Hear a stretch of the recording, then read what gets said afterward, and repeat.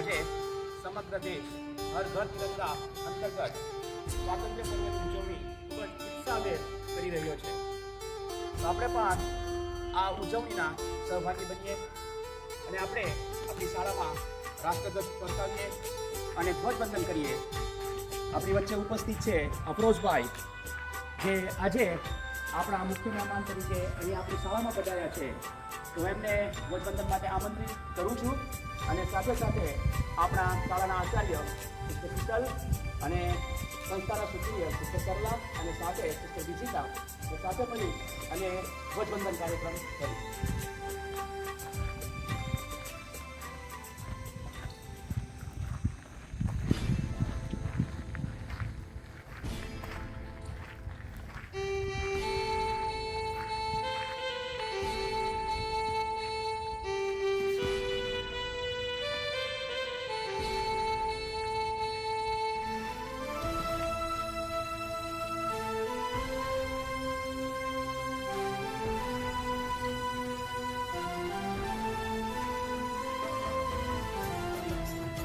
રાષ્ટ્રધ્વજ કો સલામી દેગે, સલામી સશ.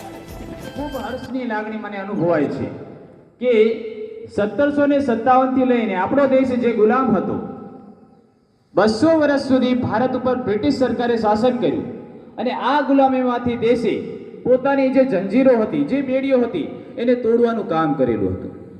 આ માટીની કંઈક ખુશ્બુ જ અલગ છે. અહીંયા સંત સુરા અને વીરોની ભૂમિ એટલે ભારત ભૂમિ ગણાય છે. કર્મ ધર્મ અને શ્રેષ્ઠ જો સ્થાન કોઈ પામતું હોય તો એ ભારતની ભૂમિ જોવા મળે છે.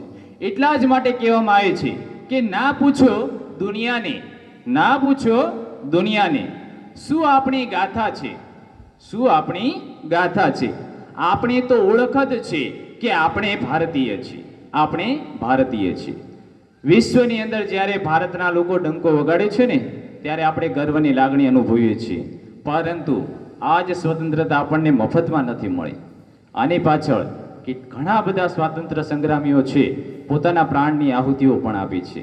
અને આ જે વીરોએ પોતાની માતૃભૂમિ માટે શાન બાન અને આન માટે 23-23 વર્ષની ઉંમરે એ ફાંસીના માછડે એ લચકી ગયા છે. તો આવા વીરોને પણ આજે સ્વતંત્રતા દિવસે આપણે એમણે ખૂબ ખૂબ નમન કરવા એ પણ જરૂરી છે. આજે સૌથી પહેલાં આપણે એ સ્વતંત્ર વીરોને ખાસ કરીને એટલા માટે નમન કરવામાં આવે છે કે જે લોકોએ દેશ માટે જ ત્યાગ, સમર્પણ અને બલિદાનની ભાવનાઓ સાથે જોડાયેલા હતા. એટલા જ માટે એ મફતની અંદર જે આઝાદીનો પર્વ આપણે ઉજવીએ છીએ, આ મફત જ કહેવાય છે. કારણ કે આજે જ્યારે આપણે ઉજવીએ છીએ ને, એ હર્ષ ઉલ્લાસ સાથે, કારણ કે આજના યુવાનોને એ ખ્યાલ જ નથી કે આઝાદી કઈ રીતે મળી છે. આઝાદીની પાછળ એ કેટલો બધો ત્યાગ આપવામાં આવેલો છે. સેંકડો, હજારો એવા સ્વતંત્ર સેનાનીઓ ચીને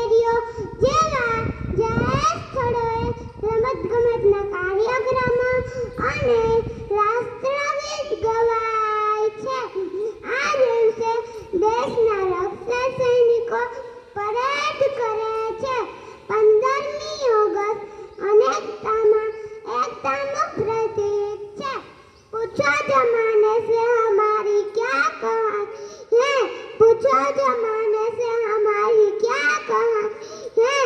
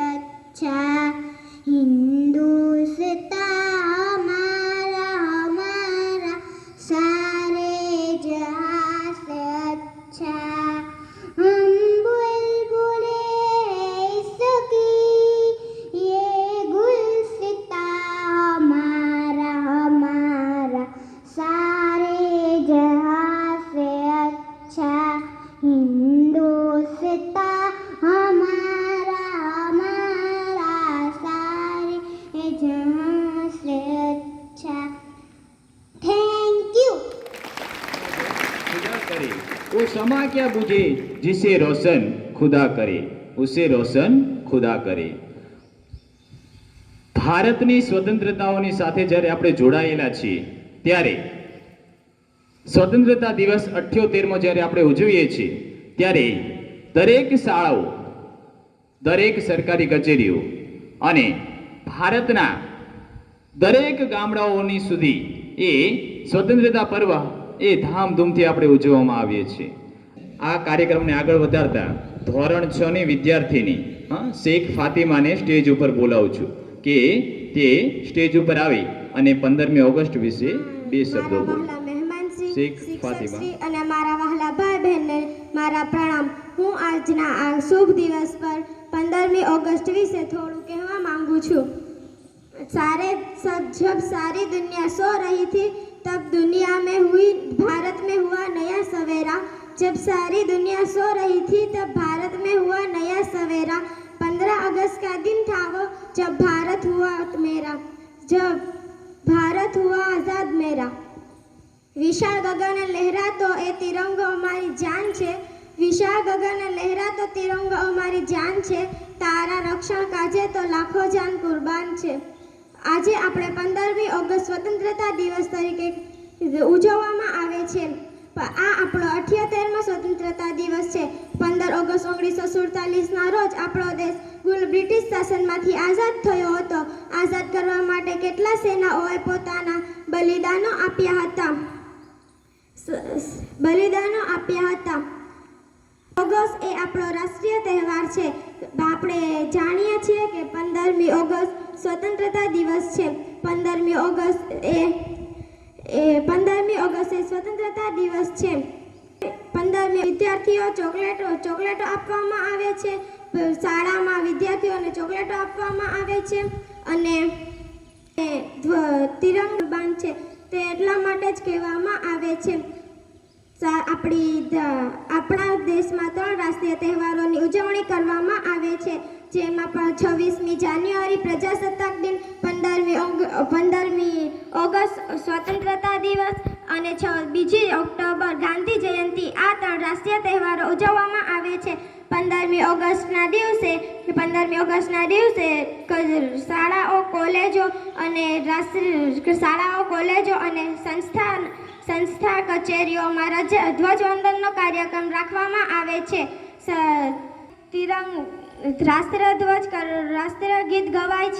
રાષ્ટ્રગીત ગવાય છે, ચોકલેટો અપાય છે.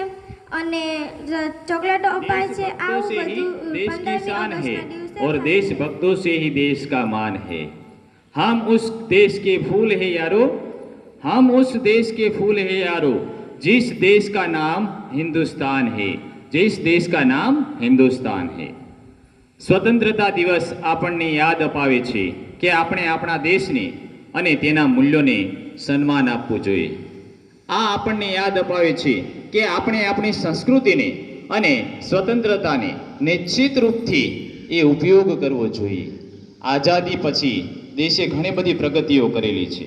વિજ્ઞાન ટેકનોલોજી હોય, આરોગ્ય હોય કે શિક્ષણ હોય કે જુદા જુદા ક્ષેત્રોની અંદર આજે ભારત દરેક તમામ ક્ષેત્રોની અંદર પોતાની પ્રગતિઓ સાધી રહ્યો છે. ત્યારે જ એ ગર્વથી આપણે કહી શકીએ છીએ કે હિન્દુસ્તાન હમારા હે, હિન્દુસ્તાન હમારા હે. તો હવે પછી ધોરણ 3ની વિદ્યાર્થીની અર્શિયા જે દેશભક્તિ ગીત રજૂ કરશે. તો અર્શિયાને હું સ્ટેજ ઉપર બોલાવું છું. तेरा सब कुछ मैं, मेरा सब कुछ तू.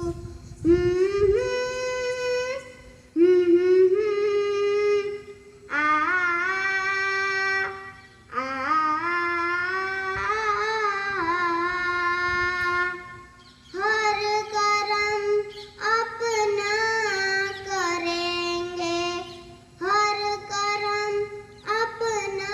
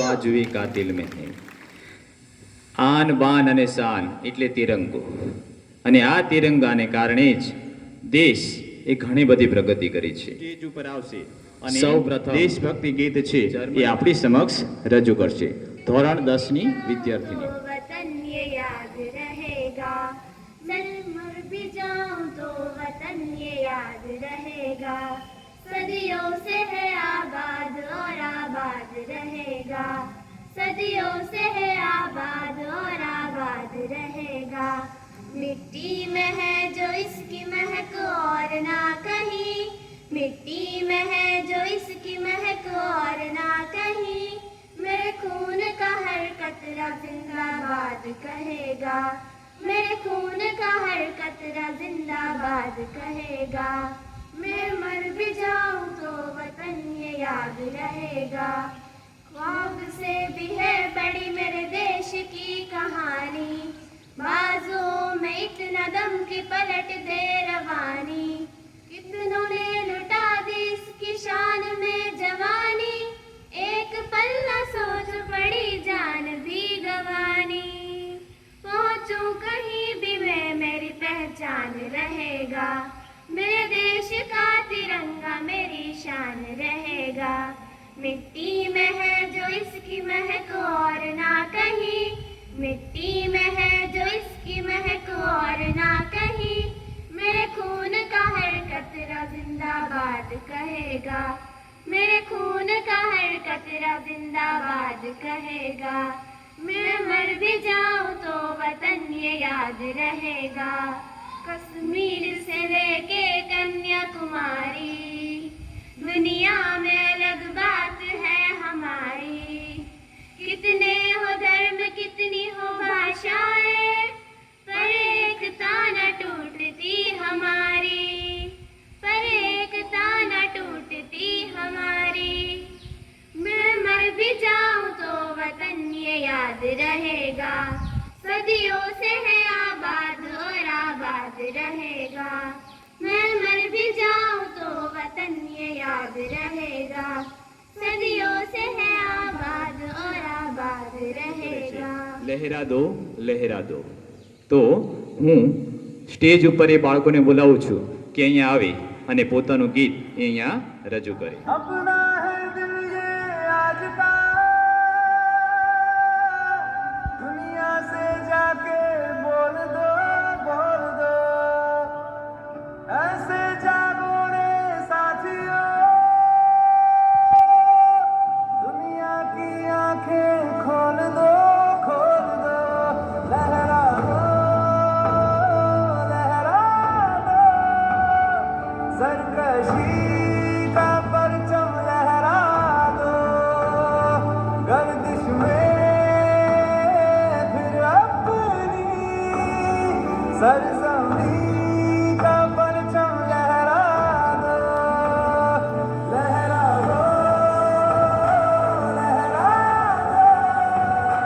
सरकशी